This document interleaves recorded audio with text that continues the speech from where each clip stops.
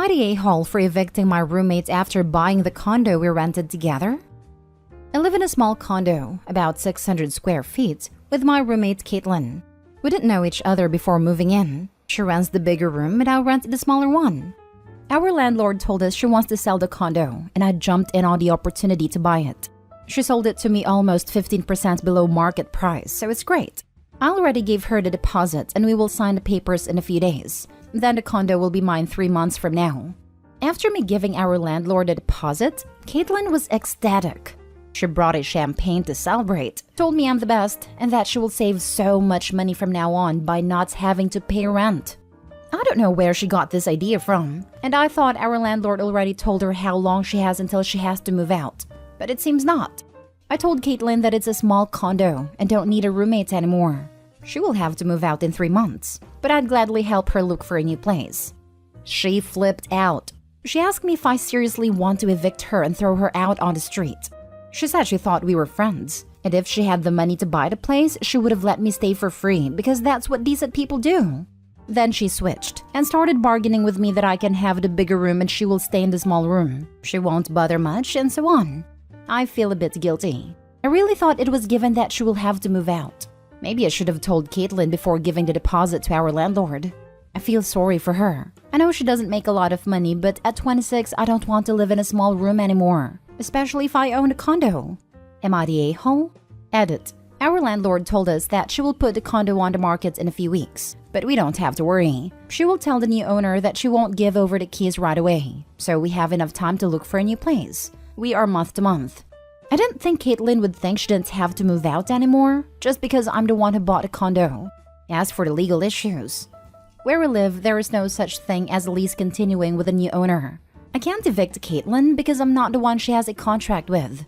Her lease is with the current landlord, and landlord has to give Caitlin a written notification, which seems like she hasn't done yet.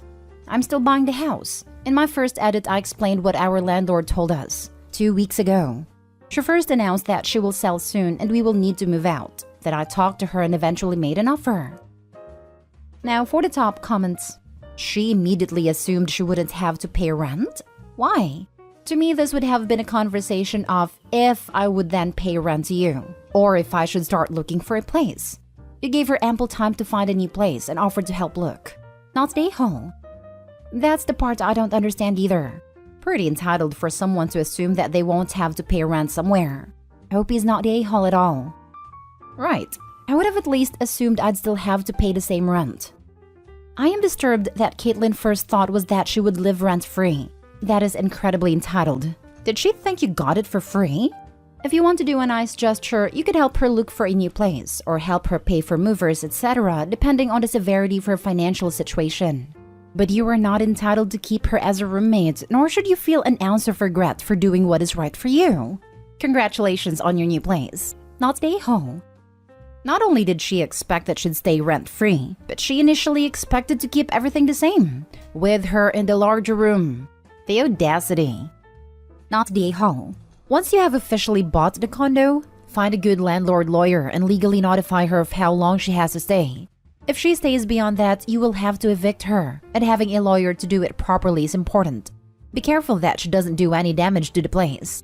Also, make sure the landlord gives you the security deposit both she and you paid. You will have to return her portion. Next story is titled, Am I the a-hole for being mad at my fat roommate who has been wearing my clothes and completely ruining them? Recently, I have been noticing that any new clothes I get are becoming less tight and looser a few days after first purchasing them. It was making me doubt myself if I was the reason for that, like maybe I was gaining weight and was loosening them when I tried them on myself. But then I found out that it's actually my roommate who has been trying them out for a few hours when I wasn't home. I went really crazy at her. She basically ruined like 5 new sets of expensive clothes. They are so loose now because of her fat body. It all looks so ridiculous and uncomfortable in them as I'm much skinnier than her. Her excuse was that they looked so nice that she wanted to try them out, especially when she has a problem finding new clothes she can wear, her words. And I don't like it because she didn't tell me about it until I caught her myself. She said that she thought it was something so insignificant that she didn't need permission from me. Let's just say that things didn't go well. and I decided to get a lock for my closet, which offended her and got her on the defensive, especially when I called her fat, which she is. She is literally obese. She is 80 kilograms, 157 centimeters. Am I the a-hole? Note, I didn't insult her with fat. It wasn't an insult. It was just me telling her that our body sizes are very different, which is where I used the word fat to describe her body size, which it took as an insult, and that offended her and got her on the defensive. Not the a-hole. It's your property. And not asking if they can try them on is a kind of invasion of privacy and a sanitary issue. Good luck with this roommate of yours, OP. Yes, I suppose it would be more diplomatic to phrase it as too big, but facts are still facts. Not the a-hole. The last thing I will do is be diplomatic if someone is stealing from me, and she very well knew what she was doing. Not the a-hole. Not sure why people are saying everyone sucks here. She literally ruined your clothes because she's bigger than you. Fat. That's the word. Could have you used different words? Yes. Agreed. I am fat. It is not a bad word. It is an accurate description of my body. I wouldn't put it on someone else's clothes at all, but I especially wouldn't do it when I knew that our difference in size would cause damage to the clothes. I agree with you. I have too much fat on my body, therefore I'm fat. I don't like being called fat. I don't think anyone does. But I wouldn't put myself in that position to anger someone by basically stealing, if only for a while, someone else's clothes and ruining them. Not the a-hole.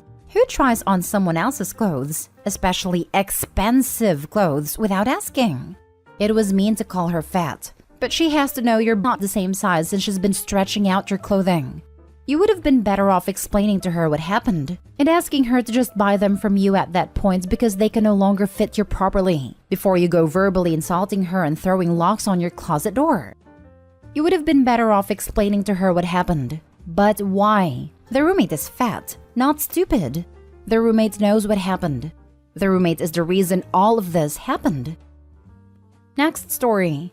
Am I the a-hole for my response when my boyfriend brought up the apartment purchase/ownership in front of his family? Context: I, female 29, have been with my boyfriend Adam, male 27, for 2.5 years. He's the quiet/shy type. It's very hard to get him to open up about what bothers him. And for now, I'm the one with an income.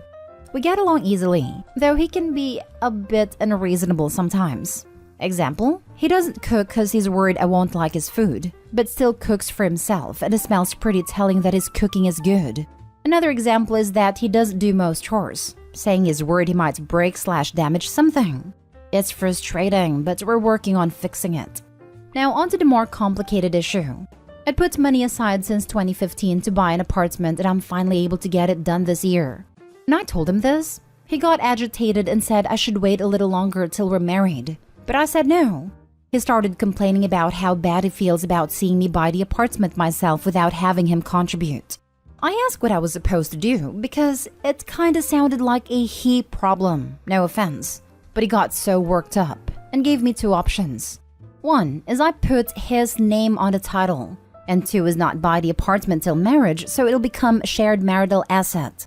I said no and that was final and he should drop it. He did eventually. Then at his family's house, I was taken aback when he started complaining about the apartment, and again told me to either put his name on a title or wait till marriage to buy it, cause he feels like there's a huge power imbalance here, and that he can't bring himself to accept it. He also said that it makes him feel like he contributes nothing. I snapped and said, the reason you feel like you contribute nothing is because you literally contribute nothing, and I suggest you fix that by actually finding a job and having a decent income. His family looked shocked. He glanced at me, then got up and walked away. I waited for him to come back, but had to go home because his mom said he felt too overwhelmed and wanted some space. She then basically started shaming me for my statement and hinted about financial mistreatment and control over her son. He's not home yet, demanding another tell about the apartment, probably expecting me to agree to one option. Added in case it matters, he has a disability that limits his job opportunities. Now for the comments. Not the a-hole. 1. Second paragraph sounds a lot like weaponized incompetence. 2. He brought it up in front of family to get mama to back him. 3. He sounds like a bit of a leech, to be honest. And 4. For what reason does he want his name on the title if he hasn't put money into it? The answer to 4 is so that he can break up with her, force the sale and get money out of it. He doesn't have a job, so that would be the only way he's getting any money. This, take the apartment and lose the boyfriend. It will not get better. I won't clean as this is not my apartment. Why would I help move in your apartment? And for the next boyfriend, if he goes to the husband stage, keep your apartment on a prenup. In summation, my unemployed boyfriend, who does no housework, refuses to cook only for me as he will happily cook for himself, and contributes nothing financially, expects me to give him half of my apartment. He wants this to be a marital asset because he wants to be able to take half of it freely when he walks away. Girl, you are not the a-hole. But why are you even in this relationship? I will seriously never understand these women who describe their men and there's not a single positive attribute to him. Like, girl, you clearly have cognition enough to realize your boyfriend does sweet nothing for you, so why are you with him? It comes down to the person thinking that having someone, anyone, is better than being alone. We've all been there at some point. I honestly do not know why Opie is with this guy though. He sounds like an absolute loser. Opie has her bar set on the floor. Not the hole. He's playing a con and he literally told you. He wants his name on the home or he wants you to marry him so he still legally gets the home as your husband. I suggest leaving before you purchase the home, so he has no legal claim at all. This guy's doing a marinara flag dance with his weaponized incompetence. Put my name on a property I gave zero money towards? Absolutely not. Opie, you nailed it when you told him he contributes all of nothing to your relationship. Why on earth are you dragging this relationship out? That's not a relationship. He's basically demanding you adopt him. Not the a-hole. Being single with your own apartment is better than carrying the dead weight around for life. Now for the last story. Am I the a-hole for asking my wife to help pay for private school despite separate finances? I have been married to Stella for 7 years now. Together, we have 5 children. Daughters from my previous relationship, Kira 11 and May 7. A son and daughter from Stella, Brianna 13 and Jaden 8. And a son together, Lucas 2. My 2 are 50-50 custody while my stepchildren only see their bio father every second weekend. My wife and I agreed to split finances and have mostly kept separate, aside from a joint account for essentials, bills, groceries, house, etc. We both used to be high earners, though had terrible hours. When our parental leave for Lucas was finishing, our children begged us not to go back to work, that they hated the before/after school care and wanted us. In the end, my wife went back but I quit and got a new job. It was much lower pay but essentially school hours, so I was able to be there for our kids. Stella has been paying more of our joint expenses, but otherwise has been fine. I wouldn't say the split has been firm though. I do buy stuff for my stepchildren or pay when I take them all out. It's more the big payments that are separate. Brianna goes to a private high school. I was talking about high schools to my sister since Kira is year 6 and realized that on my current pay, I won't be able to afford to send her with her sister. My ex is barely willing to pay the costs related to public school, let alone a private one. The school is so much better than the nearby public school, and I know Kira wants to go to her sister's school, so I try to talk to Stella and ask if she would be willing to help. It's education, and she's close with my daughters, so it's not like I'm asking her to pay for something crazy. Stella refused, and I would have accepted it even though I was annoyed. But then she went on saying that I knew we were split finances, and I made my choice when I took the lower pay job. That I got more time for less money, so I can't complain that I'm paid less. I got pretty upset about that. I didn't stay home for fun. It was for our family, our children. I loved my job, but I had to sacrifice it for them. It was worth it, of course, but still. Stella basically said that it was my decision, so tough luck that she's not going to finance me. I got angry with that and told her that she knew the consequences of her job, so she can deal with her children then. Her money won't be used on mine, so I won't use my extra time on hers. They can stay in care until our old hours.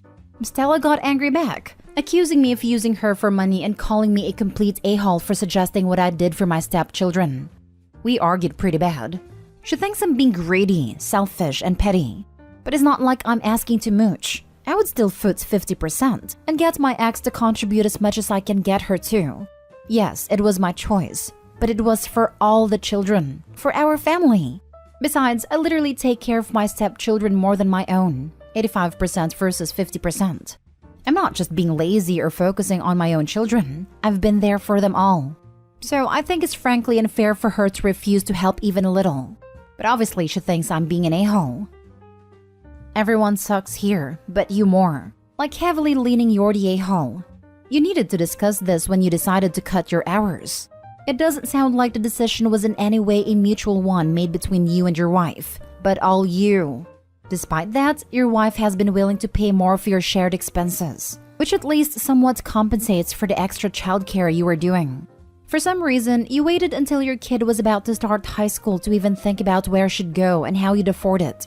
You sprung on your wife that despite your prior agreements being different, you want her to pay tens of thousands in tuition she wasn't planning on. Also, no kid needs to go to private high school. Your daughter will be fine at a public school. I also assume you are not paying any of Brianna's tuition. So she's going to have to pay full tuition for her kids and half for yours. That's a ton of money. I don't know exactly what she makes, but she'd have to be incredibly wealthy for that to be chump change. Your wife also should have been more proactive about thinking through how all this would play out. You should have made a thorough and explicit agreement when you quit your job. This marriage sounds doomed, honestly. Never change jobs for less pay without considering all of the financial implications. Don't change jobs that will have lifestyle implications. Yep, money is way more important than your kids. This subs sometimes, I swear. Changing the lifestyle of a partnership that you wish to continue should be discussed as much as possible and agreed upon. Unilateral decisions make for short partnerships.